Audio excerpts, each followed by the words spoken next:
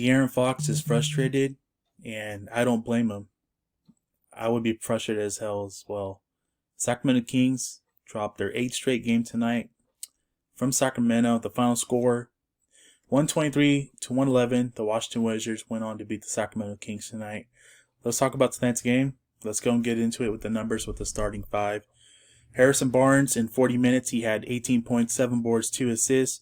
De'Aaron Fox in 40 minutes, he had 33 points, 5 boards, 6 assists. Buddy Hield in 36 minutes, he had 19 points, 3 boards, 2 assists. Mo Harkless in 20 minutes, he had 2 points, 0 boards, 2 assists. And Damian Jones in 16 points, he had 5 points, 4 boards, 0 assists, 2 blocks. Tyrese Halliburton off the bench in 29 minutes, he had 8 points, 6 assists, 2 boards. Hassan Whiteside in 23 minutes, he had 12 points, 9 boards, 2 assists. Terrence Davis in 16 minutes, he had 12 points, 0 boards, 1 assist. DeLon Wright in 15 minutes, he had 0 points, 0 boards, 1 assist. And Metu in 6 minutes, he had 2 points, 1 board, 0 assists. And the starting five for the Washington Wizards tonight, Russell Westbrook in 36 minutes, he had 25 points, 15 boards, 11 assists. Bradley Beal in 36 minutes, he had 31 points, 4 boards, 3 assists. Hakamara in 35 minutes, he had 12 points, 4 boards, 0 assists. Danny Avidas in 31 minutes, he had 11 points, 4 boards, 0 assists. And Alex Len in 17 minutes, he had 8 points, 10 boards, 1 assist. All right, guys, so tonight was just a terrible, weird vibe in the first half. It just felt like the Kings were unmotivated to actually come out and play good basketball against a struggling Washington Wizards team. But tonight proves that even the Washington Wizards are struggling, they still have 2 star players that can find ways to get it done and close out games. And they're both they both have been to the playoffs, but they've also both are all-star caliber players. That's something that the Sacramento Kings do not have on their roster. And that is, I'm talking about the star-studded backcourt and Russell Westbrook and Bradley Beal. Russell Westbrook was just lights out tonight. He had a triple-double. I don't know how he does it. It feels like he's going to slow down, but especially in the second half of the season, he's just been averaging triple-double since the All-Star break-in. I know he gets criticized for his play, but I got to give it to him. I got to give credit where it's due. Anytime you can have a player that gives it his all every game, I mean, that's just something nice to have on the team. So he does his work, man. He gives it his all. And tonight he gave the Sacramento Kings a work with the triple-double. Bradley Beal, I was hoping we'd press the shit out of Bradley Beal tonight. I hope Fox balled out. Halliburton didn't, not so much. And Buddy Hield cooled off in the second half. But Bradley Beal, should I say, he balled out. He had a great shooting game, and he had like 30-something plus points, and I think he had 31 points in 36 minutes. So happy for Bradley Beal. Good to see him play well. I know he's been frustrated. I don't know how long he's going to be in a Wizards uniform. Rumors are swirling that there could be a chance where he might be traded and dealt with in the offseason. We'll see where that goes. And from the Sacramento Kings, I would be very interested in bringing Bradley Beal to Sacramento, which probably won't happen because the Kings are terrible, and you wouldn't want to go to a terrible situation from Washington Wizards to another terrible situation, and that's currently in Sacramento. Fox balled out. He was pissed towards the end of the game. I don't know if you guys caught the fourth quarter towards the end of the game where he just threw the ball.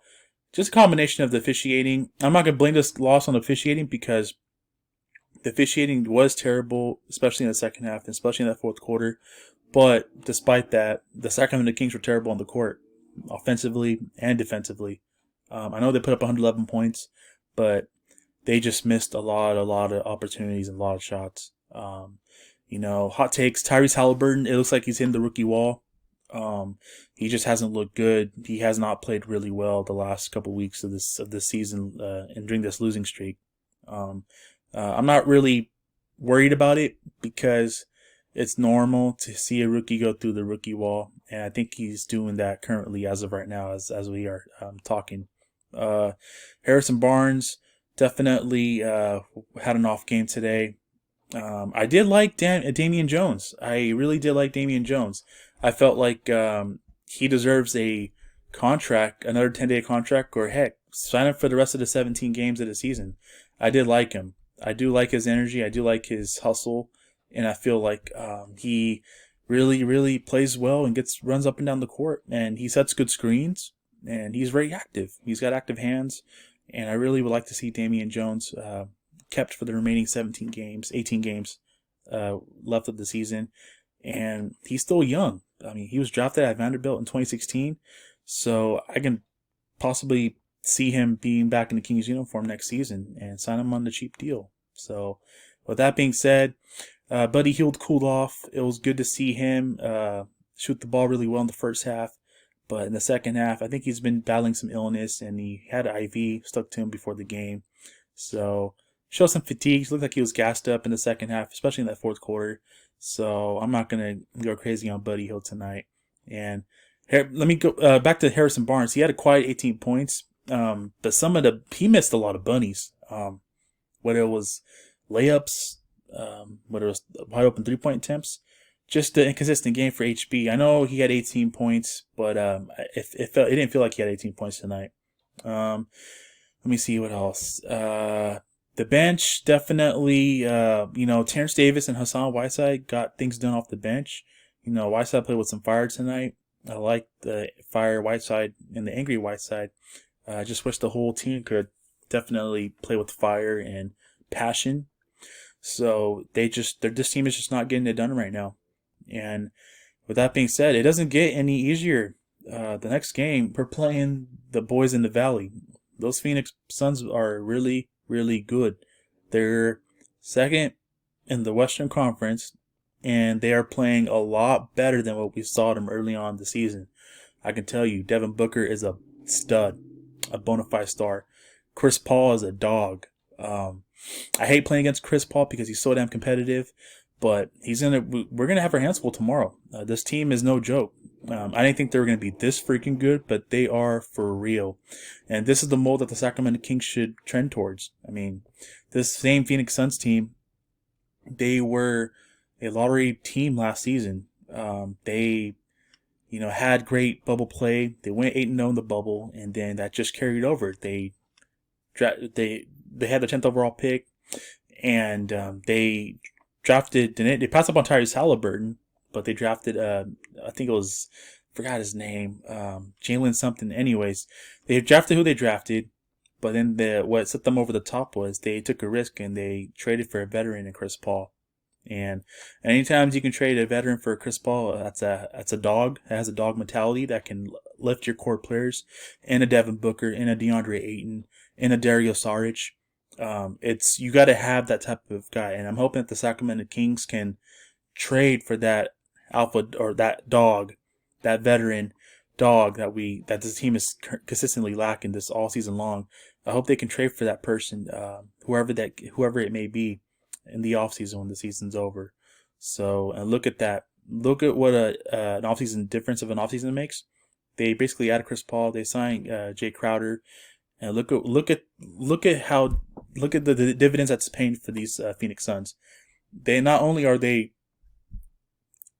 to break their playoff drought. This team has not made the playoffs since Amari Stoudemire, Steve Nash days, but they set themselves up for a nice future. I mean, they got a good core in place.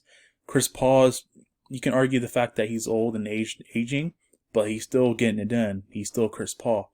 So I think that this team has done well, and the Sacramento Kings have to look at the blueprint of what the Phoenix Suns have done, and they got to figure it out, man, because this is just not getting it done. Not offensively, but defensively, it's just not, they're not cutting it right now. They're just not winning games. Their defense has been terrible. Some of the worst defense I've seen in my life. This season, let alone. It's just something how the season has been. Luke Walton, just bipolar season, with Luke in charge and leading the way this season. It just hasn't worked out. And, 18 games left. I'm just kind of see what a losing streak can do to you. It'll leave you speechless. So that's how I feel right now. And you know what? I don't want to say why. I'm not surprised, because I knew this game would be tough because of Bradley Beal and Russell Westbrook tonight. But it only gets tougher tomorrow because you're playing the second best team in the Western Conference right now, the Phoenix Suns. And got news that Marvin Bagley is going to be joining the team tomorrow in Phoenix. So I think we're at the 4-week reevaluation point where he suffered his left wrist. He broken left hand, should I say? So he's gonna be reevaluated, and we'll see if if he's able to play, or we'll see how that looks. But he will be joining the team tomorrow, and we'll see what we got in bags, and we'll see if hopefully it's good news that he'll be back on the court soon, because it has been 4 weeks. But at the same time, I wouldn't be surprised if he's just joining the team and not going to be on the court. So, and Rashad Holmes might be missing a couple games with the hamstring. So, I think the sore hamstring, nothing serious for Holmes, but hey, bring him back when he's ready. At this point, the season's over. And I want to see some young players. I want to see, Robert Woodard. I want to see Jemias Ramsey. I want to see Kyle Guy. I want to see, I just want to see Damian Moore, Damian Jones. It's like we got to see what we have in these players. And as frustrating as this bipolar season has been, we've made some strides into player development. De'Aaron Fox has taken his game, his jump, another leap in his development, and we know we got in the star in De'Aaron Fox. Tyrese Halliburton, recent play has not gone well, but despite the recent play, I think we can assure that most of us didn't know how good Tyrese Halliburton was going to be when we drafted him, and he's panned out to be pretty good so far overall the season. He's had a good season, but recently, obviously, he's going through the rookie wall, and he has not played well. But development wise, it's gone well. Like with what you have in Fox, what you have in Halliburton, and the rest you got to figure out. But despite that, I get the frustration. Obviously, we want to see this team win, and that's just not happening right now. And they possibly might tie their season high in losing streak tomorrow. Against the Phoenix Suns in the Phoenix, because it's going to be a tough game. I'm telling you guys, the Phoenix Suns are for real. They're a good, fun basketball team, man. They might just put it on the Sacramento Kings tomorrow night. So, with that being said, guys, let me know what your guys' thoughts are on tonight's game. If you're new to my channel, welcome to my channel. Please hit the like and subscribe. I'll greatly appreciate it. I want to see this streak end soon, but I just don't see it. Got the Suns tomorrow, and it would be a miracle if we break the streak tomorrow. Second half of back-to-back in Phoenix, but I highly doubt it. I just think that we're going to get routed. We're going to get blown out tomorrow in the desert in Phoenix against the Phoenix Suns. So, with that being said, that's going to do it for me for tonight's video, guys. Thank you so much for tuning in. I hope you guys have a great night. Take care. God bless. Keep pushing forward, and I'll catch you guys in my next video. Peace.